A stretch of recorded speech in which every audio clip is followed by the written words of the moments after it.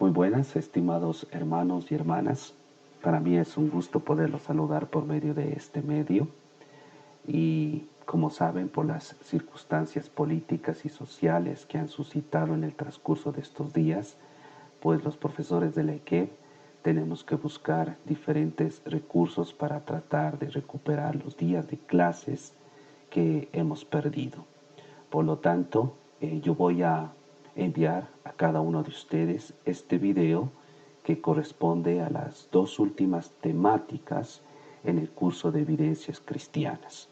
Entonces, lo que les recomiendo es primero observen, miren el video, vayan tomando apuntes, registro para su portafolio y después de esto procedan a desarrollar dos exámenes que voy a estar publicando en la plataforma Schoology.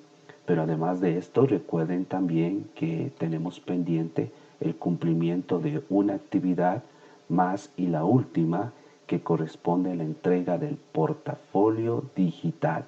Entonces, para estar claros, la entrega del portafolio digital lo pueden hacer hasta el día viernes 11. Por favor, lo entregan a mi correo electrónico y la fecha límite, el horario límite sería a las 12 de la noche. ¿Ok? Entonces, para que ustedes tengan presente esto. Con estas indicaciones vamos entonces a entrar a la primera temática y voy a compartir mis diapositivas con ustedes. ¿Hay vida en otros planetas? ¿Existen los extraterrestres y los ovnis? Y esta es una cuestión muy atractiva, ya que el pensar en esto es llamativo en nuestro tiempo, en nuestra cultura, ya que las películas de ciencia ficción y otros programas televisivos constantemente muestran a criaturas extrañas que provienen de planetas lejanos. A esto también hay que sumar que muchos científicos evolucionistas creen, argumentan que algún día llegaremos a descubrir la vida en otros planetas. Actualmente hay un proyecto que se encarga de buscar vida extraterrestre en el cosmos. Este proyecto se llama SETI. SETI significa búsqueda de vida inteligente extraterrestre. Como ustedes pueden mirar ahí en la imagen, este proyecto tiene a disposición varias poderosas y grandes antenas radiotelescópicas, las cuales están recibiendo señales de diferentes partes del cosmos con el propósito de encontrar, con el propósito de buscar vida inteligente en el universo. Y debido a estas causas que les estoy mencionando y a estas circunstancias de nuestra cultura, de la tecnología y de la posición de ciertos científicos, algunos cristianos están convencidos de la existencia de vida extraterrestre. Por lo tanto, es importante nosotros, desde la teología, plantearnos esta pregunta. ¿Es bíblica la idea extraterrestre? Nosotros podemos encontrar en la Biblia fundamento para hablar, para señalar la posible vida extraterrestre. Lo principal cuando tratamos de responder a esta pregunta es partir y entender que la idea de la existencia de vida extraterrestre surge de la teoría de la evolución.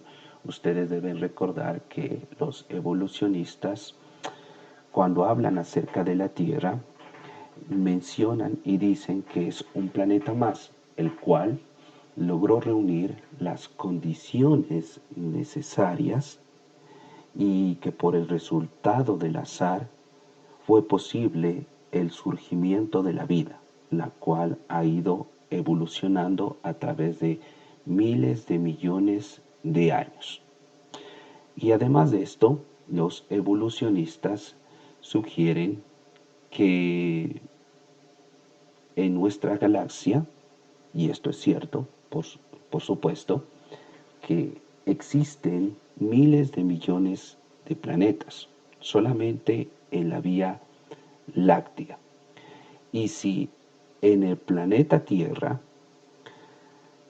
surgieron las condiciones necesarias, apropiadas para dar lugar a la vida, también es posible que en algunos miles de planetas en la galaxia, en nuestra galaxia, en la Vía Láctea, o fuera de nuestra galaxia, en otras de las que existen en el universo, también estos planetas de estas galaxias pudieran haber reunido las condiciones necesarias para desarrollar vida. Y esto suena lógico. Sin embargo, nosotros entonces debemos pensar en esto y vamos a ver que realmente la existencia de vida extraterrestre no encajaría con las enseñanzas que tenemos presentes en la Biblia. Partamos de lo que nos dice Isaías, el capítulo 45, versículo 18. Lo siguiente: porque así dijo Jehová, creó los cielos. Él es Dios, el que formó la tierra, el que la hizo y la compuso. No la creó en vano, para que fuese habitada la creó. Yo soy Jehová y no hay otro. La idea principal que el profeta aquí plasma, da a comunicar, es que la tierra es única. Nos dice que tanto los cielos como la tierra fueron creadas por Dios, pero solo la tierra fue considerada para que ésta alojara vida. La tierra no fue creada en vano, fue creada para que en ésta habitase la vida, surgiera la vida. Y esto es importante entender porque cuando en la Biblia se utiliza el término cielos, se hace referencia al cosmos, al universo. Y este tiene un propósito, pero es distinto del de la tierra, según lo que nos declara aquí el profeta Isaías. El propósito de la tierra es mantener la vida. Si nosotros miramos en el orden de la creación que se nos presenta bíblicamente en Génesis el capítulo 1, ¿en qué parte de este orden de la creación se habla de vida creada en los cielos, es decir, fuera de la tierra? Si miramos ahí las imágenes en esa línea cronológica, podemos nosotros hacer un resumen partiendo que en el día 3 fueron creadas las plantas. Ya en el día 5 fueron creadas las aves y también las criaturas de los océanos. Y para el día 6 fueron creados los animales terrestres y los humanos. Entonces, ya sabemos que en el día 7 Dios descansó. ¿En qué parte del orden de la creación se habla de vida creada en los cielos? Realmente no hay tal descripción, porque los cielos fueron diseñados, fueron creados de parte de Dios con otro propósito.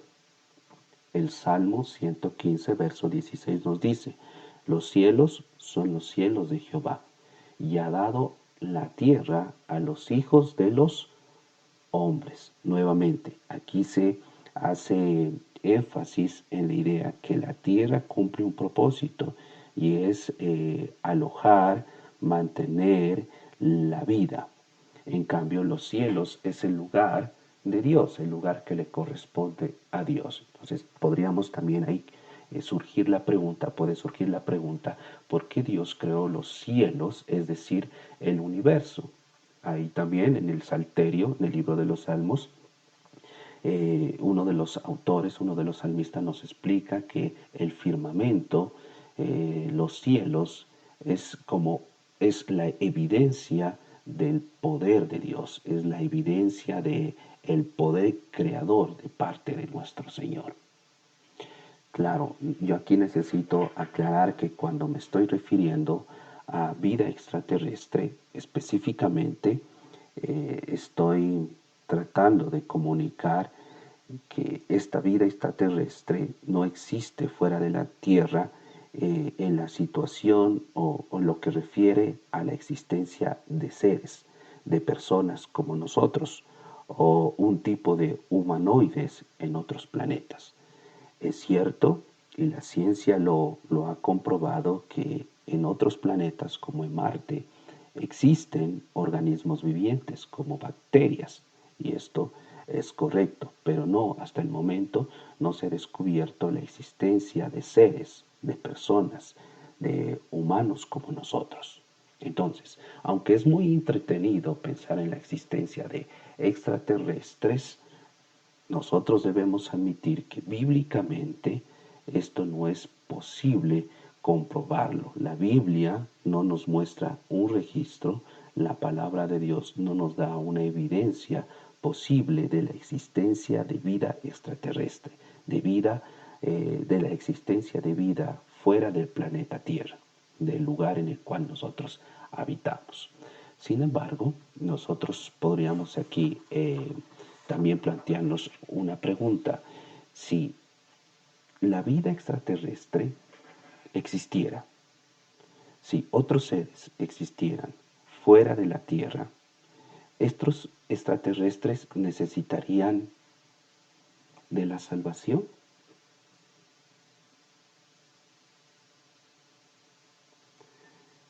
Yo pienso, y aquí aplicando la lógica, por supuesto, y también lo que nos dice la palabra de Dios, ¿los extraterrestres necesitarían salvación si estos existieran? Pues si los extraterrestres y los seres humanos tenemos el mismo creador, es decir, Dios, entonces estos sí requieren de salvación. Pero aquí entonces también entramos a un problema teológico.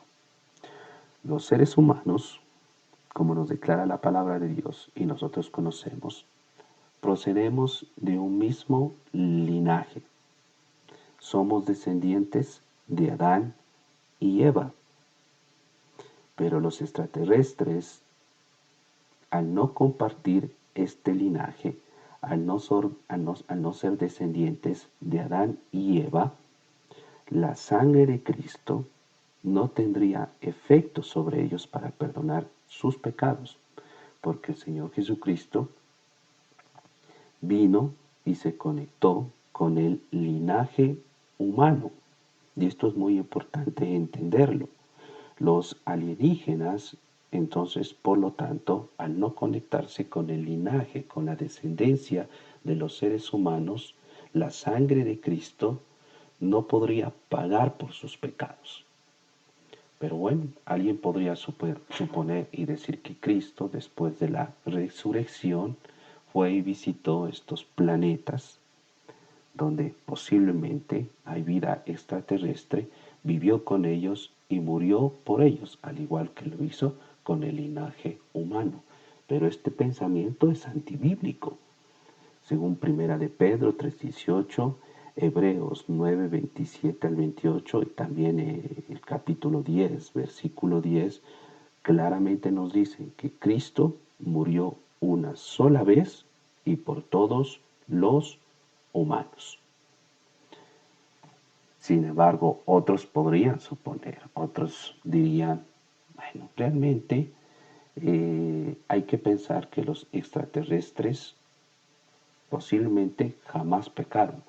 Al ser una raza superior, ellos no necesitaban la redención ni el lavamiento de sus pecados por el sacrificio de nuestro Señor Jesucristo. Pero entonces aquí tenemos otro problema, porque la Biblia nos afirma, nos enseña que el pecado cometido por Adán afecta a toda la creación, a toda la creación, y esto incluye al universo y lo que contiene el universo, es decir, otros planetas con posible vida extraterrestre, con posibles seres como las personas, como los humanos. Entonces, el pecado afectó a toda la creación y por eso el apóstol Pablo en Romanos el capítulo 8 versículos 20 al 22 habla y enseña que la creación, todo, los cielos y la tierra, sufre la esclavitud de la corrupción, sufre por las consecuencias del pecado. Entonces, entendiendo esto, por lo tanto, aunque los extraterrestres u otros seres que habiten planetas, fuera de que habiten un planeta diferente a la Tierra o que habiten un planeta fuera de incluso de la galaxia de la Vía Láctea, está afectado por el pecado. Por lo tanto, necesita la salvación de Dios, la redención de Dios. Entonces, la vida extraterrestre realmente es un concepto evolucionista que no coincide con las enseñanzas bíblicas que nosotros tenemos. Y por eso es importante manejar con cautela y mucho cuidado esta temática. Existió un científico atómico llamado Enrico Fermi, y cuando él trató este mismo tema acerca de la existencia de vida extraterrestre, la existencia de otros seres en planetas diferentes a la Tierra, él realizó la siguiente pregunta: ¿dónde están todos? Y él parte, por supuesto, tomando los argumentos, las suposiciones de los evolucionistas. Y más o menos de lo que se trata su explicación es de lo siguiente. Él dice, muy bien, es cierto, como afirman los evolucionistas, que solamente en nuestra galaxia encontramos miles de millones de planetas. Imagínense la existencia de otros miles de millones de planetas fuera de nuestra galaxia, en otras que hay. Entonces, es verdad, existen muchos planetas aparte de la Tierra. Y pensando en esto, es posible que haya surgido en uno de estos planetas, en varios, no solamente en uno, porque hablamos de miles de millones de planetas, es posible que en alguno de estos planetas, al igual que en la Tierra, reunió las condiciones necesarias para que surgiera la vida y ésta evolucionara. Muy bien, entonces, si nosotros admitimos esto, que en algunos planetas, en varios planetas de la Vía Láctea o del universo, surgió la vida, estos serían más antiguos que la Tierra, según los evolucionistas y aquellos que mantienen la teoría del Big Bang, porque la galaxia, nuestra galaxia, la Vía Láctea, es, es nueva, es joven en comparación a otras galaxias que existen en el universo. Entonces, en estas galaxias y en estos planetas vendrían a ser más antiguos que el planeta Tierra. Por lo tanto, si en estos logró surgir la vida y evolucionar, estos seres serían más avanzados que nosotros los seres humanos en el planeta Tierra. Y ahí es donde surge la pregunta, ¿dónde están todos? Si estos seres son más antiguos, por lo tanto ya tendrían la existencia de varios miles de años, y por lo tanto su tecnología habría avanzado y ellos ya tendrían que tener la capacidad de habernos visitado en algún momento, de haberse comunicado con nosotros o posiblemente, como se presentan en las películas de ciencia ficción, tratando de colonizarnos. Sin embargo, esto hasta el momento no se ha podido comprobar. No hemos encontrado, los seres humanos no hemos encontrado evidencia, no hemos encontrado pruebas de la existencia de vida extraterrestre en otros planetas, aunque se la está buscando. Nadie ha tratado de comunicarse hasta el momento con nosotros los seres humanos. Es ahí entonces donde surge la pregunta, en esta explicación y por estas suposiciones, donde surge la pregunta de Enrico Fermi, ¿dónde están todos? formando o estructurando lo que se conoce la paradoja de Fermi. Pero bien, entonces, ¿qué hay de los ovnis? Hemos hablado de la vida extraterrestre, pero esto es diferente a los ovnis. Hay que entender que ovnis es una abreviatura que significa objetos voladores no identificados. Y mucha gente argumenta haber visto algún tipo de objeto volador en el cielo y ellos demandan explicación. Algunos, por ejemplo, argumentan que sus familiares o sus amigos han divisado, han visto en el cielo objetos voladores y quieren una explicación. Y cuando alguien no les puede explicar lógicamente, no les puede decir esto es lo que pasó, ellos asumen equivocadamente que se trata de una nave extraterrestre. Pero realmente a muchos de estos fenómenos llamados ovnis, objetos voladores no identificados, hay explicaciones lógicas para estos acontecimientos.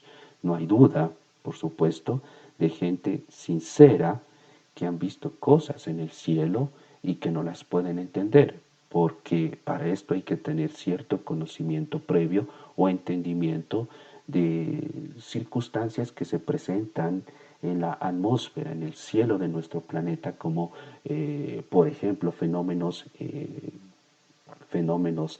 atmosféricos. Este tipo de fenómenos atmosféricos podrían explicar el ver ciertas luces o movimientos en el cielo. Por ejemplo, esto no es de conocimiento común, pero nosotros necesitamos saberlo. Desde los años 1900, desde la Tierra hacia la órbita terrestre, se han lanzado miles de satélites.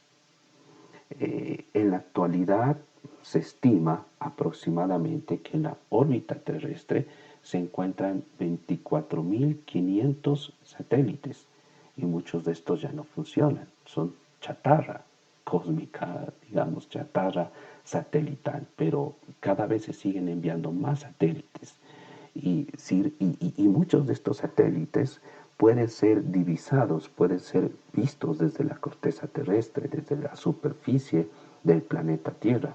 Por supuesto, estos para ser vistos tienen que ser en un lugar donde esté el cielo despejado y no haya mucha contaminación ambiental.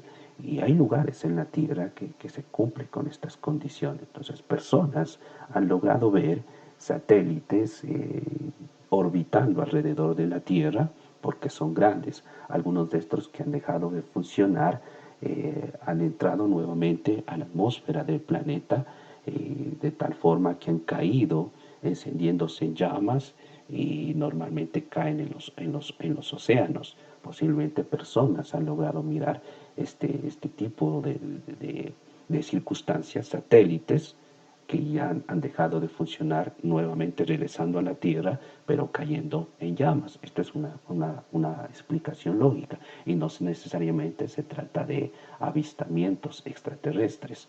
Otras circunstancias que pasan en el cielo es, por ejemplo, la existencia de estaciones espaciales. Una de estas, la más grande, la que se encuentra en funcionamiento para la investigación del universo y también para la investigación de todo lo que pasa en nuestro planeta, en la atmósfera.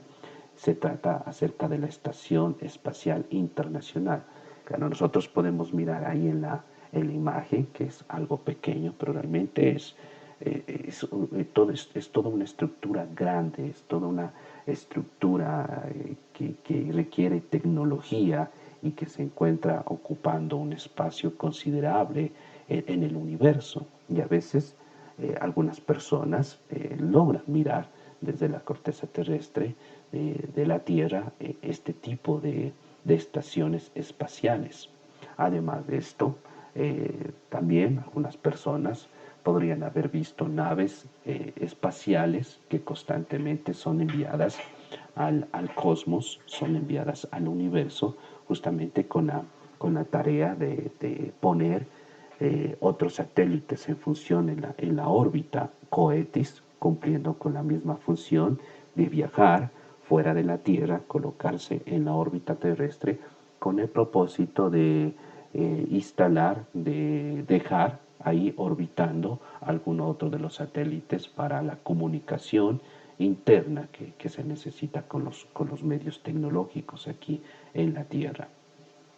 Hablando, por ejemplo, de fenómenos atmosféricos, hablando de fenómenos atmosféricos, encontramos, y esto es común, esto es sabido por todos, de el ingreso constantemente de meteoritos, cayendo meteoritos a la Tierra. Y no son grandes. Ya sabemos que cuando entran a la atmósfera, estos comienzan a desintegrarse. Es una forma que tiene la Tierra de protegerse, comienzan a desintegrarse, pero entran en una nube de humo y encendidos por fuego, y estos pueden dar la apariencia de un objeto volador no identificado. Además de esto, también tenemos otros fenómenos atmosféricos, como por ejemplo los relámpagos en forma de bola. Esto es muy interesante porque, al menos en nuestro contexto, estamos familiarizados a ver la presentación de relámpagos, pero de una forma lineal. O sea, puede ser de una forma horizontal o vertical y que se manifiestan con un trueno. Sin embargo, en otros lugares de la Tierra se presentan los relámpagos, pero en forma de bola. Se forma en la atmósfera una bola eléctrica y esta se desplaza rápidamente a grandes distancias, pero sin estar acompañada, sin generar ningún tipo de estruendo o lo que nosotros llamamos un trueno que acompaña al relámpago. Esto es un fenómeno atmosférico muy interesante y que hay que conocerlo. Miren, relámpagos en forma de bola originándose en la atmósfera y trasladándose rápidamente a largas distancias. Por supuesto, una persona que logra mirar este espectáculo y que no tiene conocimiento de que se trata de un relámpago en forma de bola, va a pensar o va a asumir equivocadamente que se trata de un ovni, de una nave extraterrestre. Otro acontecimiento también impresionante, otro fenómeno atmosférico que se presenta principalmente en las zonas montañosas, es las llamadas nubes lenticulares. Estas son llamadas nubes lenticulares porque en la mayoría de los casos tienen la forma ovalada, dando la apariencia de un platillo volador, como ustedes pueden mirar ahí en la imagen. Y este tipo de fenómeno se ha presentado en diferentes lugares del planeta, en diferentes lugares de la Tierra, y son increíbles. Voy a cambiar aquí mi presentación para mostrarles un artículo web. Ustedes pueden mirar aquí en el artículo web cómo se han formado estas nubes lenticulares encima de nevados, encima de montañas. Miren, en forma en una especie de un cono. Esto es magnífico, es hermoso el haber contemplado este tipo de formación de nubes lenticulares. Aquí también tenemos nubes en forma de platillos voladores encima de un nevado. Pero ahora entendemos que se tratan de fenómenos que se pueden explicar fácilmente con el conocimiento de lo que pasa en la atmósfera. Ok, regresando entonces a la diapositiva, voy a presentar otro fenómeno atmosférico muy llamativo y hermoso, y trata acerca de lo que se llama o se designa como la parelio o también parelia. Esto se trata de un fenómeno un fenómeno óptico producido por la refracción de la luz en partículas de hielo en las nubes.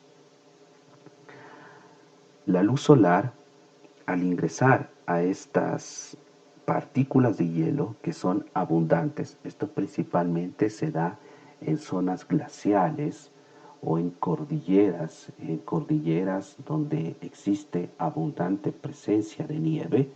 Este ambiente, esta atmósfera está lleno por partículas de hielo. Entonces, estas partículas de hielo, al estar presentes en la atmósfera y al entrar, al recibir la refracción de la luz, la refracción del sol ha producido en el cielo esta especie de luces en forma de circunferencia, y esta manifestación se ha presentado en diferentes partes del planeta y han permanecido, como ustedes pueden notar ahí en la foto, hasta por 20 minutos. Ese tipo de luces ahí que no se mueven y que solamente están reflejando, dando la apariencia de ser un platillo o una nave con mucha luz. Pero después de este tiempo desaparecen porque esas partículas del hielo descienden o se derriten de la atmósfera. Entonces, mucho de lo que pasa en el cielo se puede explicar lógicamente teniendo conocimiento de estos fenómenos atmosféricos. Pero entonces alguien podría preguntar, ¿y cómo explicamos los famosos avistamientos ovnis? Nuevamente, necesitamos ir a la historia y mirar qué es lo que han reportado los investigadores con respecto a estos avistamientos de objetos voladores no identificados.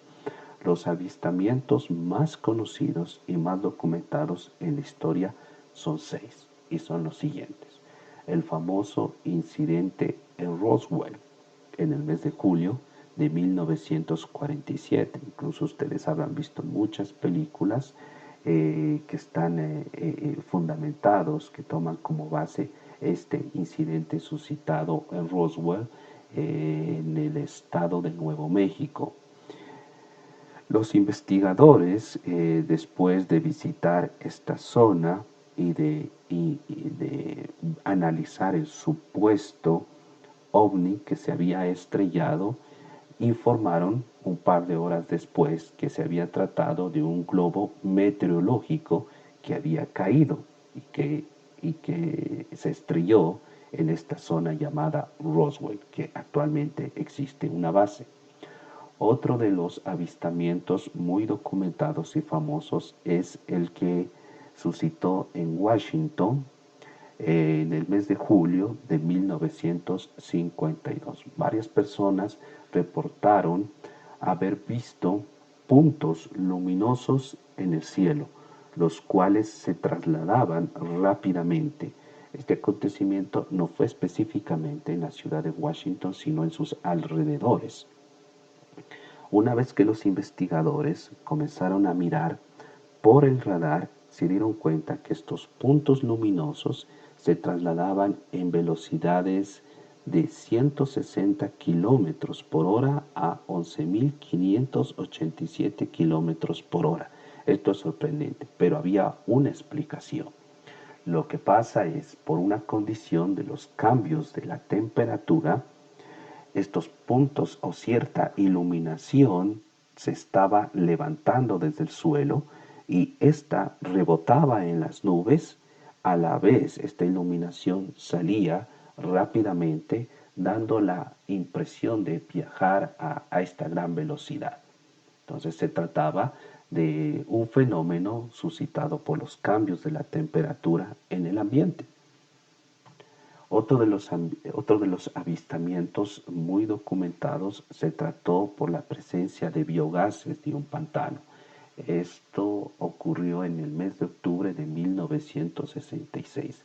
De igual forma, muchas personas reportaron haber visto luces que se levantaban desde un pantano. Esto exactamente pasó, déjenme revisar aquí mis apuntes, en Michigan, al sureste de Michigan. Muchas personas miraron objetos voladores en forma de un disco levantándose de un pantano.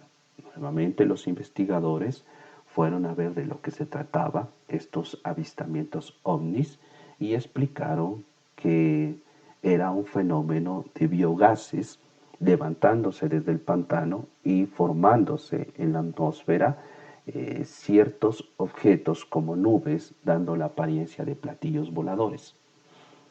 También se miró luces en la ciudad de Phoenix el 13 de marzo de 1997, luces en el cielo. Esto fue en el estado de Arizona, en Estados Unidos.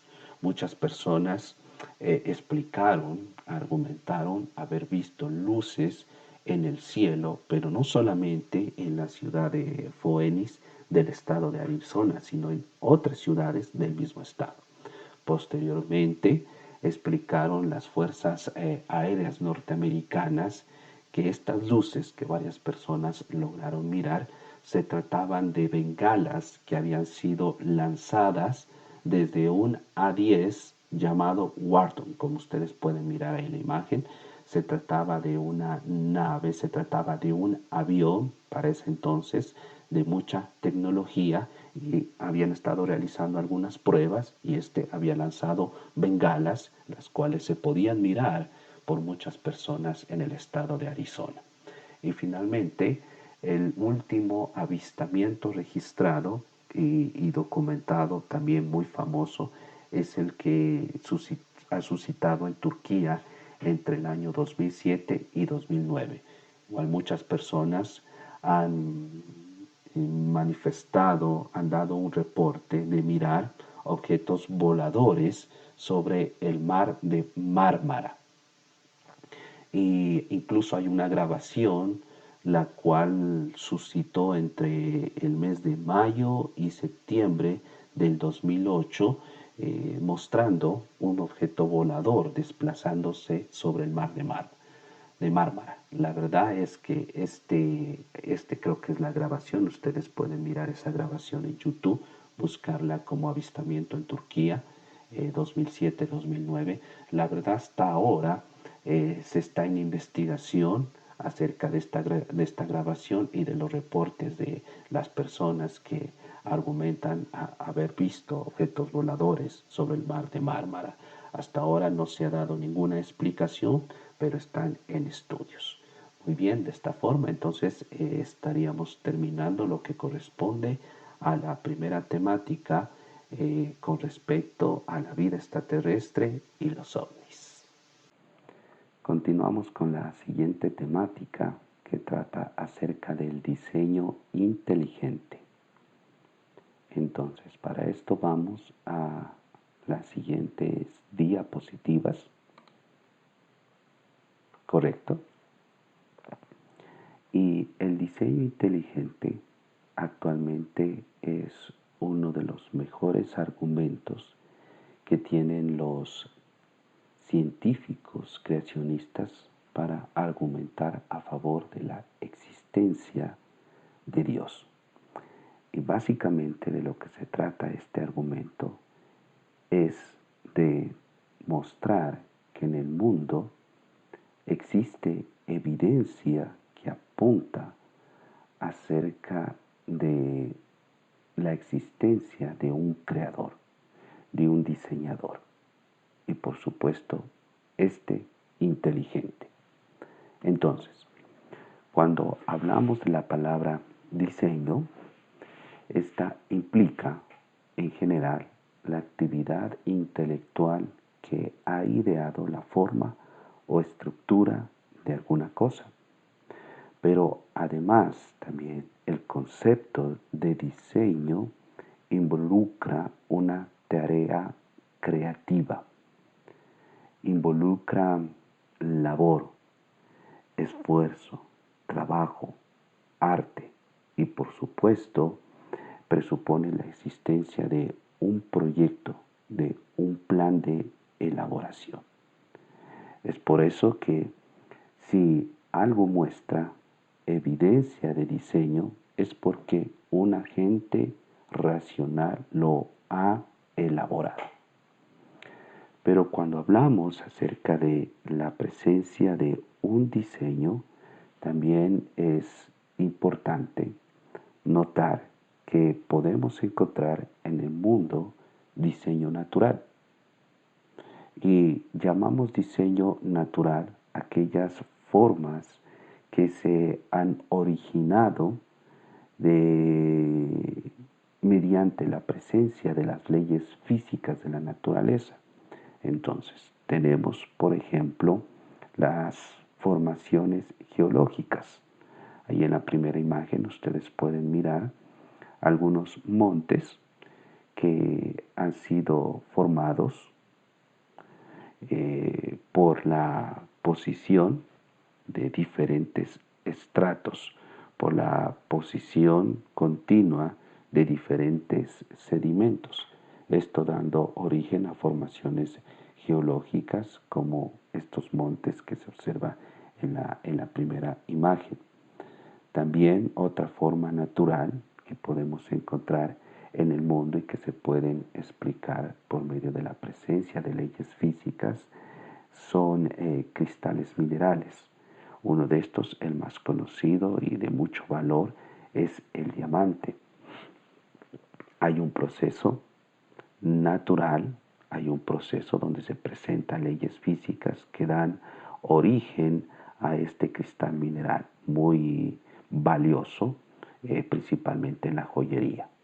Otro ejemplo que tenemos para hablar acerca del diseño natural son las islas formadas por coral, que también se conocen como atolón. Estas islas que han sido formadas por la presencia, por la acumulación de coral, de un tipo de coral que con el tiempo llega a ser sólido y de tal forma que cuando se junta da lugar a estructuras que son muy estables y que resultan en islas que aparecen en algunos océanos.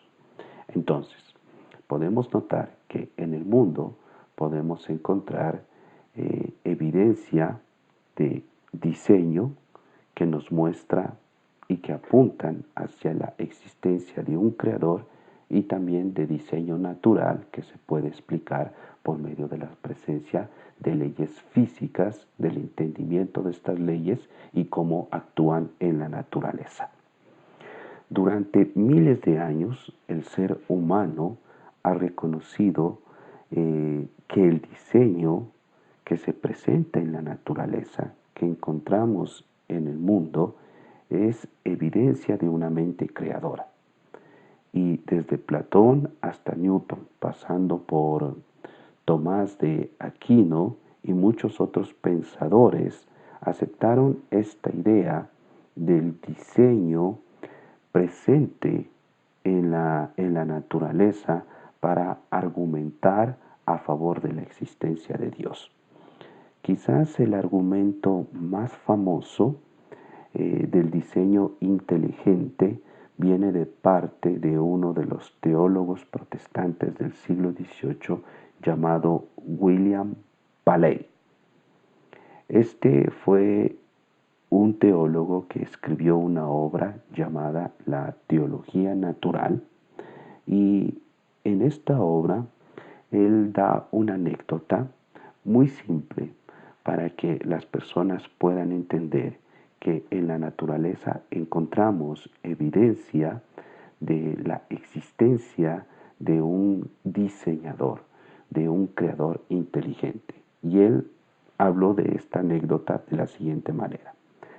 Él explica que si un día, paseando una persona por el campo, encontrase una piedra, seguramente esta persona pensaría, y no sería difícil admitir que dicha piedra llegó allí por causas puramente naturales.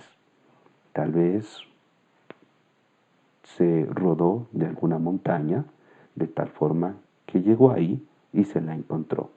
Sin embargo, si esta misma persona encontrase un reloj en el campo, inmediatamente éste pensaría que tal objeto no podía haberse producido por sí solo de una forma natural, sino que para la aparición de ese reloj fue necesario el diseño de una artífice de un creador inteligente, porque ese reloj cumple con una finalidad concreta. Entonces, mediante este razonamiento, William Paley, este teólogo del siglo XVIII, quiso señalar que también los organismos vivos son estructuras altamente complejas, igual que un reloj, y mucho más que un reloj. Por lo tanto, para la existencia de estos organismos vivos en la naturaleza, en el mundo, se requería, por supuesto, de una mente sabia, de una mente creadora, de una mente inteligente, porque estos organismos muestran complejidad, precisión, perfección. Y este llegó a convertirse en un clásico argumento que posteriormente fue utilizado por Voltaire, pero él lo hizo de una forma resumida en la siguiente frase que está ahí presente en la diapositiva. Voltaire dijo: cuando más observo el universo, menos puedo pensar que sin relojero este reloj pudiera funcionar. Bien. Hablando acerca de personas influyentes en el pasado y quienes hablaron a favor de un diseño inteligente, presente, evidente en el mundo, en la naturaleza, uno de ellos fue Isaac Newton. ¿Quién fue Isaac Newton? Resumiendo, un matemático, físico, un filósofo, teólogo también, un inventor y un famoso científico del siglo XVIII, quien creía firmemente en la existencia de Dios. En su biografía se cuenta la historia que Newton tenía un amigo ateo. Así que Isaac ideó un plan, una manera para tratar de convencer a su amigo acerca de la existencia de Dios y que él había creado el universo. Bien. Isaac fue a una carpintería y pidió al dueño que le hiciera un modelo del sistema solar. Un modelo reducido, pero pintado con mucho detalle, elaborado con aspectos minuciosos, lo más posible, y cerca del modelo del sistema solar real. Varias semanas después, Newton regresó para recoger así este modelo del sistema solar, así que lo pagó y lo llevó a su casa y lo colocó en el centro, lo colocó en la mesa, en el centro de la mesa de su sala. Unos días después llegó el amigo ateo de Isaac Newton para visitarlo y cuando ingresó a su casa, lo primero que le llamó la atención fue ese modelo rudimentario del sistema solar. Así que él se acercó, lo examinó y estaba muy impresionado por todos los detalles que tenía este modelo del sistema solar. Así que él le preguntó a Isaac Newton quién había elaborado, quién había fabricado ese modelo del sistema solar. Isaac Newton le respondió: nadie. Ahí apareció por casualidad. Sin embargo, el amigo quedó muy confundido y no entendió por qué recibió esta respuesta de parte de Newton. Así que él volvió a preguntar quién había fabricado ese modelo tan rudimentario, pero a la vez muy preciso, con muchos detalles. Isaac Newton volvió a dar la misma respuesta a su amigo: nadie. Ahí apareció por casualidad. Así que él se enojó, se frustró y Isaac Newton trató de calmarlo y le explicó que su respuesta tenía un propósito. Primero, el tratar de convencerlo que esa réplica del sistema solar se había originado por accidente. Sin embargo, esto no fue posible, porque realmente el amigo no podía entender no podía concebir cómo fue posible que esa réplica, ese modelo del sistema solar, apareció accidentalmente ahí, en la mesa de Isaac Newton. Entonces, por lo tanto, Newton le preguntó a su amigo cómo era posible que él creyera que el sistema solar real, siendo más complejo, siendo más preciso, siendo más grande, lo tomara como el resultado de la casualidad y del tiempo, del factor de los miles de años. Entonces, este es un buen punto, le dijo su amigo. De tal forma surgió el planteamiento de esta experiencia de Isaac Newton con su amigo, el planteamiento, la declaración de que todo diseño demanda un diseñador. Nosotros podemos ver en Isaías el capítulo 64, versículo 8, que nos dice: obra de tus manos somos todos nosotros. Usted, yo, somos esa evidencia de la existencia de un diseñador inteligente, de un creador, en este caso, Dios nuestro Padre. Bien, solamente voy a presentar dos evidencias acerca de este planteamiento que el diseño demanda un diseñador. Y la primera evidencia, por supuesto, viene de la naturaleza. Y esto es asombroso. Por ejemplo, cuando miramos en la naturaleza, hay la existencia de muchas criaturas y cada una es impresionante, pero algunas son más que otras. ¿Qué tal si de pronto, si usted ha viajado en avión o tiene la oportunidad de viajar, está disfrutando de su viaje y repentinamente el piloto le dice a todos los pasajeros, incluido usted, que uno de los motores del avión ha fallado y que han tratado de reiniciarlo, pero que lastimosamente no responde? Entonces hay un alto riesgo de que el avión donde usted estaba viajando va a chocar. Qué terrible recibir esa información de parte del piloto. Pero aquí está lo interesante, que actualmente la aeronáutica está estudiando a una criatura, a un insecto, el cual se conoce como escarabajo bombardero.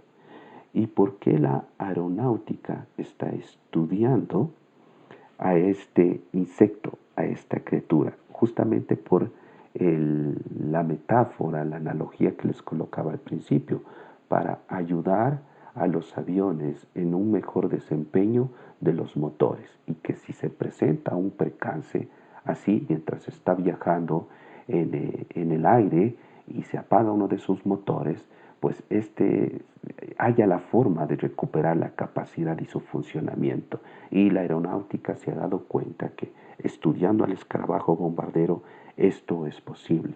De hecho, se han destinado en la actualidad millones de dólares a la Universidad de Leeds en Gran Bretaña para que investiguen a profundidad el mecanismo de defensa que tiene el escarabajo bombardero, porque se han dado cuenta, si esto lo implementan en los motores de aviones, van a evitar posibles accidentes por falla de estos. Cuando se mira en la naturaleza al escarabajo bombardero, lo que podemos contemplar es que este bichito mide menos de 1 pulgada, posiblemente los más grandes hasta 1 pulgada. Y en este tamaño, esta criatura tiene un gran mecanismo de defensa y de precisión. Cuando es atacado por otros insectos como hormigas, arañas y ranas, él expulsa desde su interior, por medio de unas válvulas que tiene en la parte trasera, un líquido que es altamente corrosivo, cáustico y con una precisión como de un francotirador, de tal manera en que puede protegerse, ahuyentar a aquellos depredadores que pretenden hacerle daño. Y si miramos más de cerca, aquí ustedes pueden mirar en este diagrama de mi lado derecho, internamente, cómo el escarabajo bombardero produce este líquido cáustico para defenderse de los depredadores. El escarabajo posee unas glándulas en las cuales produce dos químicos que son el uno la hidroquinona y el otro es peróxido de hidrógeno. Para los que han estudiado química o han sido químico-biólogos en el colegio, saben que este peróxido de hidrógeno se trata de agua oxigenada. Y estos son producidos en estas glándulas y una vez que ya se obtienen, pues son inmediatamente depositados en un tanque de almacenamiento que se encuentra en el abdomen del escarabajo bombardero. Y ahí ese líquido, estos dos químicos pueden permanecer durante mucho tiempo.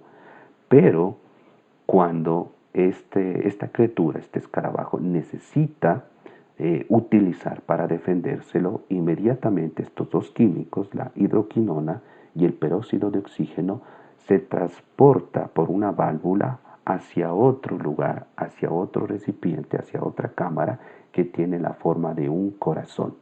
En este recipiente hay miles de células las cuales producen enzimas catalizadoras y enzimas oxidantes, que al momento en que entran en contacto con estos dos químicos, es decir, la hidroquinona y el peróxido de hidrógeno, producen otro compuesto, otro químico que alcanza características altamente corrosivas, altamente cáusticas, y que cuando éste sale y entra en contacto con el oxígeno, llega a alcanzar temperaturas de hasta 100 grados centígrados. Aquí tengo otra imagen un poco más clara de cómo es este proceso. Ustedes pueden mirar aquí las glándulas donde se produce la hidroquinona y el peróxido de hidrógeno, el cual se transporta a esta primera cámara que se encuentra en el abdomen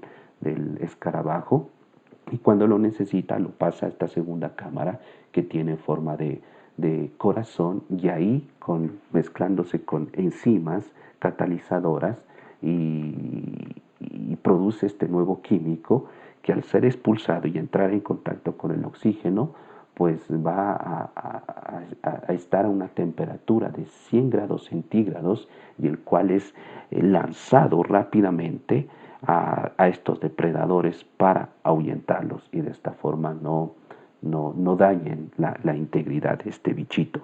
Pero además, esta forma de expulsar ese nuevo compuesto, ese nuevo químico, es tan preciso que no es de una forma continua, sino es por medio de pulsaciones. Exactamente se ha calculado que expulsa este líquido a través de 500 pulsaciones por segundo. Increíble. Entonces, ¿qué podemos notar entendiendo un poco, solamente un poco de la anatomía del escarabajo bombardero? Que es una locura tratar de explicar este diseño tan complejo, este diseño tan preciso, este diseño tan magnífico de la forma como opera el escarabajo bombardero para defenderse, tratar de explicarlo por medio de procesos evolutivos, por medio de la casualidad y por medio del resultado de la acumulación de millones de años. Esto es una muestra, solamente una pequeña muestra de la evidencia que nos da la naturaleza acerca de la existencia de un creador, de un Dios creador, de un Dios todopoderoso, de la existencia de un diseño inteligente, el cual siempre nos va a apuntar a nuestro Dios y Padre. También en nuestro cuerpo encontramos evidencia acerca del diseño inteligente. En este caso, solamente voy a hablar y voy a dar un ejemplo: el ojo humano. En Hebreos el capítulo 3, versículo 4 nos dice: porque toda cosa es hecha por alguno, pero el que hizo todas las cosas es Dios. Dios es quien ha hecho todas las cosas, y cada una de estas cosas pues llegan a convertirse en una evidencia para argumentar que Él existe, que Él es poderoso, que Él es creador. Esto es interesante porque Charles Darwin, y en base a sus estudios y en base a sus escritos, que se fue desarrollando la teoría de la evolución, cuando llegó a estudiar el ojo humano, reconoció que es muy complejo y que no se puede argumentar que es resultado de la evolución o de la selección natural, literalmente. Cito lo que él escribió en su obra El origen de las especies. Charles Darwin dijo lo siguiente al estudiar la complejidad del ojo humano. Dijo: suponer que el ojo, con todos sus aparatos inimitables, suponer que el ojo, con todos sus aparatos inimitables para ajustar el foco a distancias diferentes, para aceptar cantidades diferentes de luz y para corregir la aberración esférica y cromática, pudiera haber sido formado por selección natural, parece, escuchen, yo libremente confieso, absurdo en el sentido más alto. Es decir, que aquí Charles Darwin está reconociendo que el ojo humano y su complejidad es una evidencia contundente a favor de la existencia de un creador, de un diseñador, y que no se puede explicar simplemente por la evolución o la selección natural. Y solamente para mencionar algunos aspectos fisiológicos y anatómicos en cuanto a la estructura del ojo humano, pues cito lo siguiente de un famoso anatomista llamado John Blanchard, que explica de una forma muy precisa la manera cómo funciona y actúa el ojo, y el ojo en la estructura corporal. Y dijo lo siguiente: el ojo humano es realmente un fenómeno sorprendente, aunque da cuenta solamente por una 4/1000ª parte del peso de un adulto. Este es el medio que procesa algo del 80% de la información recibida del mundo exterior. La pequeña retina contiene alrededor de 130 millones de células en forma de barras. La retina es la que se encuentra ya al final en la parte posterior del globo ocular, las cuales dice que detectan la intensidad de la luz y transmiten impulsos a la corteza cerebral visual por medio de algo de 1 millón de fibras nerviosas, mientras que alrededor de 6 millones de células en forma de conos realizan el mismo trabajo, pero responden específicamente a la variación del color. Los ojos pueden controlar 500.000 mensajes simultáneamente, y los párpados pueden limpiar ambos ojos simultáneamente en una 5/1000ª de segundo con un fluido que es producido en la cantidad exacta. Bien, entonces, estos solamente son algunos ejemplos de evidencia que encontramos en la naturaleza, evidencia que encontramos en nuestro propio cuerpo, que apuntan acerca de la existencia de un creador todopoderoso, inteligente. Y por supuesto, nosotros los cristianos sabemos y reconocemos que es Dios. Bien, hermanos y hermanas, gracias por su atención. De esta forma hemos finalizado los temas que corresponden al curso de evidencias cristianas.